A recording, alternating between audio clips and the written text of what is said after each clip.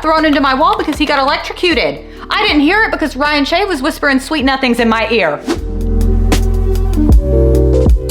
Hello, book besties. Welcome back to my channel. My name is Bailey and I like to read just a little bit. Today we're going to be talking about all the books that I read in April. And April was a really good reading month, okay? We read 12 books. There were some that were better than others for sure. We had one 5-star, but all in all, it was a really good reading month. I read a lot. Honestly, you know what I think made me read a lot more than normal was the fact that I did a reading vlog. I feel like when I do a reading vlog, I don't let myself get as distracted. It kind of holds me accountable. You know what I mean? There were a lot of good books that I read in April, so I wanted to yap about them. So let's get into it before it starts storming. The first book that I read in April was the book club pick of the month, which by the way, if you haven't joined the book club, it's over on Fable. You absolutely should. It is so much fun getting to read with everybody and see everybody's thoughts and theories and all that. But we read On Wings of Blood by Briar Bolin. Here's the thing. If you're going to read this, I need you to know it is 100% a vibes read. It is not the most well-written book. The characters are going to piss you off, but it was fun. Okay. It was so much fun to read. Like I said, go into it knowing that, because if you're expecting like epic fantasy, that's not what you're gonna get. So basically our FMC, she gets dropped in this world at the very beginning of the book, and she is a half fae, and the vampires find her. In this world, there's like vampires that are in charge, but they see her and they think that she is a dragon rider, which have been extinct for years and years and years because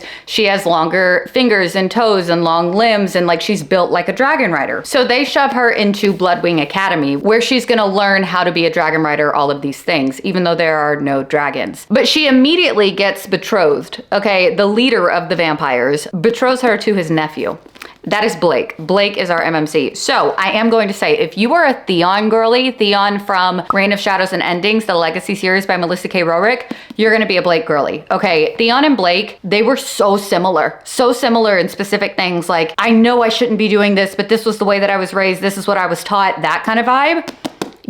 Yeah, he's gonna irritate you. He's gonna really irritate you. But I did end up enjoying this. So I rated it 4 stars, and then I went on to the second book, The Bond That Burns. I liked that one a lot more, okay? I rated that one 4.5 stars. I don't wanna say too much about it because I don't wanna spoil anything since it is book 2 in a series, but just know I am theorizing what is happening in book 3. I think I'm on the right track, but I'm not sure. I am wrong a lot of the time. I do know the characters are gonna make you mad in book 2 as well. But badass FMC, vampires, she's a fae, dragons are extinct, she's a dragon rider, that whole thing. So entertaining. It is pure, it's like trashy reality TV. So 4 stars for On Wings of Blood, 4.5 for The Bond That Burns. I enjoyed them. They were fun. They don't take them too seriously though. So after that, I needed something that wasn't fantasy, like a palate cleanser, okay? So I went into Say You'll Remember Me by Abby Jimenez. I really wanted to love this because I loved Just for the Summer last year. That was a 5-star romance book for me. So I expected this one to be great. This is not my favorite Abby Jimenez book. I rated it 3.5 stars. Okay, here's the thing. I got the ick. Whenever there are pop culture references and things like that thrown into a book, I'm okay with them if there's only a few, but if you keep repeating the same ones over and over and over again, it kind of pulls me out of the story a bit, and I didn't like that aspect of it. I did, however, like the main characters. I did like them. The story wasn't as depth-filled to me, which is weird because there was a lot of heavier hitting topics, but I didn't connect with the book that much. You've got these 2 characters and they meet for the first time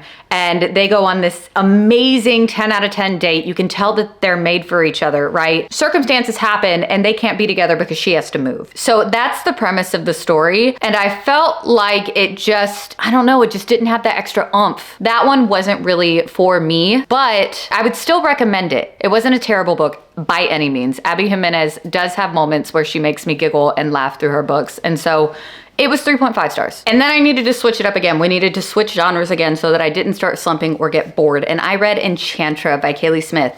This is the sequel to Phantasma. They are both standalones, but I do think you need to read Phantasma before you read Enchantra for some backstory. So this one follows Genevieve, Ophelia from the first book's sister, and she wants answers about her mom's death. She ends up getting this invitation to Enchantra, okay, this manor, and she goes, but as soon as she gets there, it is made clear that she shouldn't be there. But she gets dragged into it anyways. And it turns out in Enchantra, Rowan, our MMC, his family, he's got 6 siblings. He's one of 7. And his father are stuck in this game, okay, because of a devil. And every single time they have to play this game, everyone dies. But because they are not human, they regenerate, right? So they have to play over and over and over again until someone can break the cycle. Well, Genevieve gets dragged into it, and Genevieve is in fact a human. There is a loophole though with an arranged marriage. Her and Rowan have to team up. There's a labyrinth. It's really, really fun. Here's the thing. Enchantra was a better book than Phantasma. It was so well written. It was interesting. I liked the character development more. It was more of a slower burn than Phantasma was, but I liked the vibes of Phantasma more. This is still gothic romance, but I feel like the other one was more gothic romance. So I feel like that one was more tailored to me than this one was, but I did really, really like this one. I am so excited to see who book 3 is about. I personally think it's going to be one of the siblings of Rowan, the MMC in this book. I can't wait. I can't wait. I'm so excited. I love the vibes. And I wonder how she's gonna do this next one, if it's gonna be like a games type of thing again. I'd be into it, honestly. I can't wait to see what Kaylee comes up with. So I rated this 4 stars. Really, really enjoyed it. And then I picked up 7 Days in June by Tia Williams. Okay, when I tell you that this book was romantic, this is what I want whenever I say I want to read a romance book. I want this level of romance, okay? So you've got these 2 characters who fell in love after a week when they were teenagers. And now, I believe it's 15 years later, I could be wrong on the amount, but you know, whatever, tomato, tomato. 15 years later, they finally see each other again. Turns out they're both authors and they've been writing about each other in their books ever since. Can you say romance? Romance. The way that this man was so down bad for her had me sick to my stomach. He, and I quote, said, "I would drink your fucking bathwater." Are you kidding me? Oh, it was so good. It was so good. It was so close to being perfect. The only reason I did not give this a 5 star is because I felt like the ending was lacking just a little bit of something. I needed a little bit more, but otherwise, a perfect book. I really liked this. Also, the prologue is talking about how she's having her time and almost died doing it. It was funny. This was witty. The banter was really good. It had emotional depth to it. And the main characters, I loved them. Even her daughter therapizes people. She's making people pay for therapy, even though she's not a licensed therapist. Like, she's nowhere near being a licensed therapist. It is so funny, but she's actually very insightful. So all the characters, 10 out of 10. Loved this book. 4.5 stars. You should read it. If you haven't read this, you should read it. I can't wait to read more Tia Williams. A Love Song for Ricky Wilde is going to be my next Tia Williams book. I'm ready for it. And then I dove out of my comfort zone. Okay, let me get situated here. I read The Grace Year by Kim Liggett. This has been sitting on my shelf for like a year and a half, 2 years, something like that.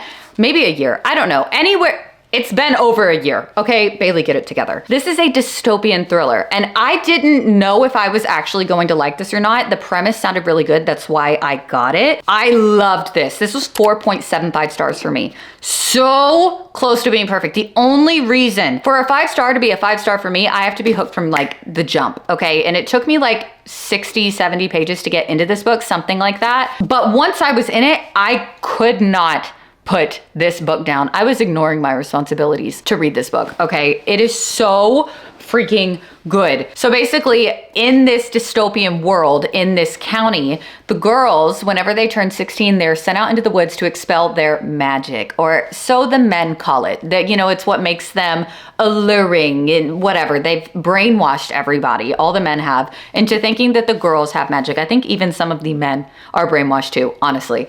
But our FMC, she's against it all. She doesn't believe in it, you know, whatever. But she is 16, so she has to do this. So her and a bunch of other girls get sent out into the woods. Mind you, there are also poachers that kill the Glacier Girls if they veer off of the path or go out into the woods or whatever. Like, there's rules to it. They can't just go in killing people. It's like this secluded camp and things happen. The catch is, once you get out of this camp in the woods, once your grace year is over, once you've expelled all of your magic or whatever, nobody talks about it again. You're not allowed to talk about what happened out there. Very, very good.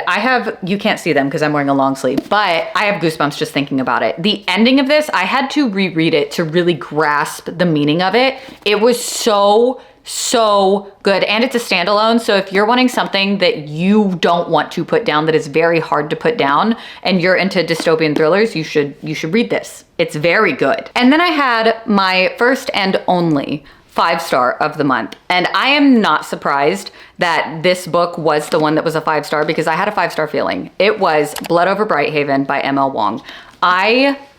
You guys, I love this book. I was in it from page one. I was in it from the jump. The magic system is so unique. It's kind of like sci-fi and fantasy put together in a way, because they use these typewriters to bring magic in from the other world. But they have to use all of these equations and things like that. It was so cool. It's a very corrupt world. Okay, so our FMC, she is the first female high mage. That's like a huge thing, right? She's finding out about a lot of different things in this book. I don't want to spoil anything for you. I took a lot away from this book about corruption and about greed. The main thing I took away from this book, and I said this in the vlog whenever I was reading this, is that it doesn't matter if you have good intentions or not, if you do not do something good with them. The outcome has to be as good as the intention, because if the outcome is hurting people, then was it even good at all? The ending of this book, I stared at a wall.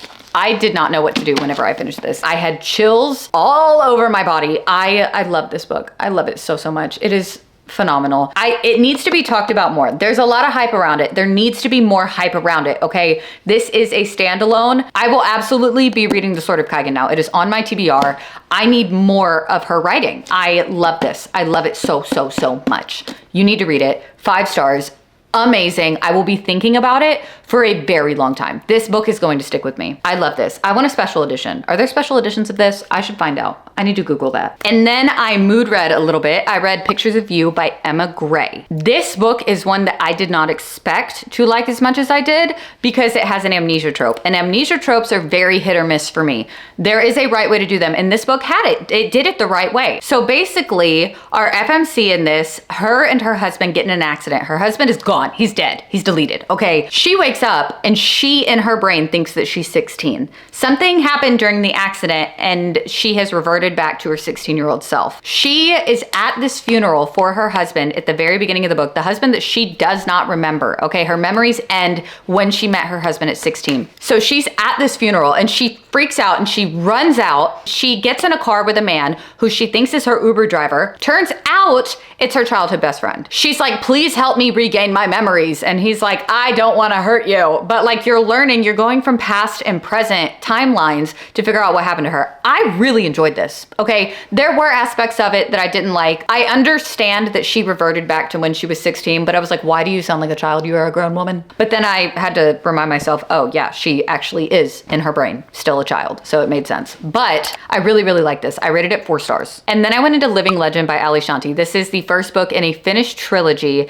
and it has angels and demons that have to work together. The FMC is the morally gray one. I loved her. I loved the FMC in this book. I will say that, okay? And I really did like the MMC too. I did, however, rate it 3.5 stars. And hear me out. The only reason that I rated it 3.5 stars is because the romance didn't romance quite like I needed it to, okay? I don't know if it was a mood thing or what. The spice happened a little bit too early for me, okay? And sometimes that's okay. Sometimes it helps for the plot, like especially if it's gonna be like enemies to lovers to enemies. This wasn't necessarily very much enemies to lovers. It was instant attraction, but honestly, I'd be instantly attracted to her too. So there's that. The FMC was very much giving Diana from the Book of Azriel. I really did like that.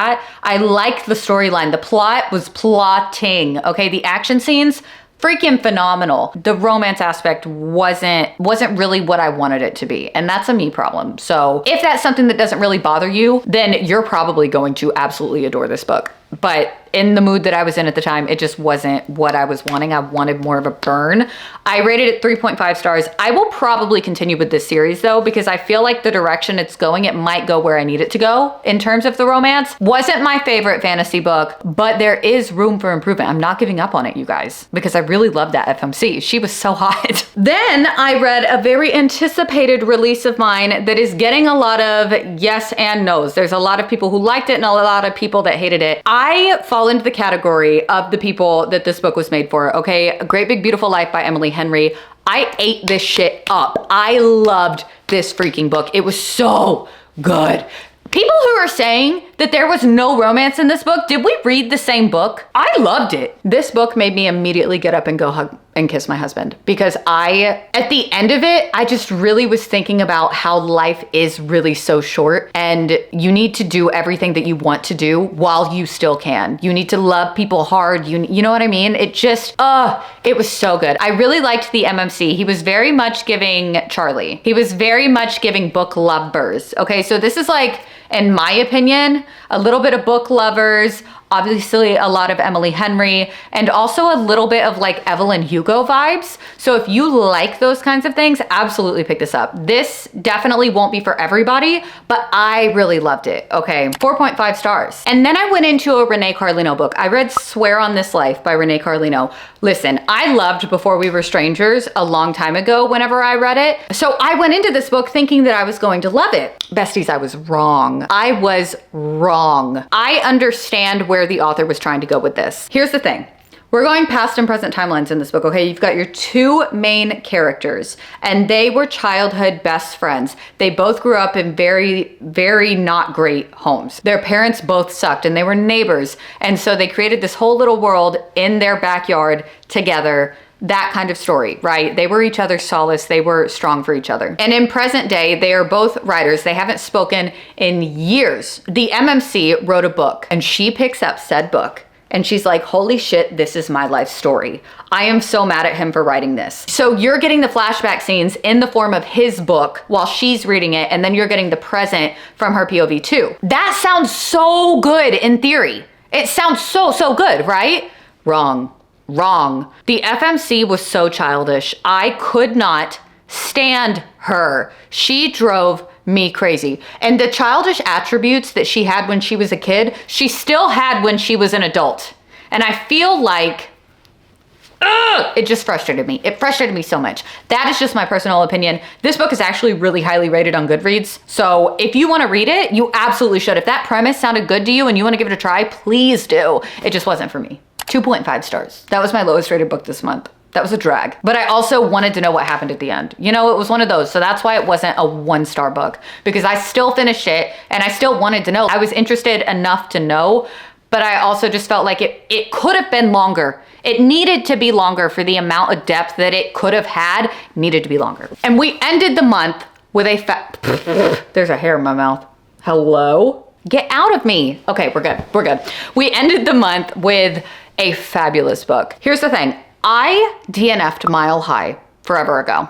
All right. I did not like that book. I was not interested in it. Mile High by Liz Tomford. But I was convinced to pick up The Right Move, to continue the series, because I heard Mile High is just a fluke, right? I love Ryan Shea. I love Ryan Shea. That man, that is what I want when I say I want a contemporary romance man that's going to make me fall to my knees. Okay, Ryan Shea, he made me fall to my knees so much so, listen to this story. RAC went out this week when I was reading this book. I put in my headphones after work because I was cleaning up my reading room. I was doing some stuff in there so I could listen to the audiobook while the AC guys were doing their thing, right? I was giggling and kicking my feet to Ryan Shea. I was having a grand old time, okay? There was tension, there was banter, there was spicy, it was good. Next thing I know, this AC man comes into my room back there because I told him to come back there if he needed me with a paper towel with blood all over it, holding it to his head, and he was like, ma'am, and I was like, oh my God, what happened? I was too busy with Ryan Shea giggling and kicking my feet. This man got thrown into my wall because he got electrocuted. I didn't hear it because Ryan Shea was whispering sweet nothings in my ear. He's fine. He was totally fine, you guys. Okay, so don't worry about him. But anyways, I loved this book. The audio was so, so good. I listened to some of it and then I tandemed some of it. So like I would go back and forth between just audio and then like physical copy or both at the same time. So, so good. Ryan Shea, the man that he is for the acts of service girlies, and I'm an acts of service girly. I rated this book 4 stars. I loved it. I had such a fun time. So I will be continuing that series. Needless to say. Needless to say. So that is 12 books in the month of April. It was a really, really, really good reading month, and I need May to do the same. We always say that. We need the next month to be just as good. if not better. What was your best read of the month? That's what I wanna know. I've also been thinking about doing a Q&A because so many people have been asking me questions that need like a full in-depth answer. So if that's something that you guys would be interested in, let me know. If it is something y'all be interested in, I will probably post it on my Instagram stories at some point, so you can find that over there whenever that does happen. But yeah, so many people have been asking me questions about me and about my life and about books and things like that. I just figured maybe just put it all in one video. Just let me know. I'll do whatever, you know, not whatever. That's a broad term. I love you guys so much. Don't forget to like and subscribe and do all of the things. I hope that you have such an amazing reading week, and I will see y'all next week.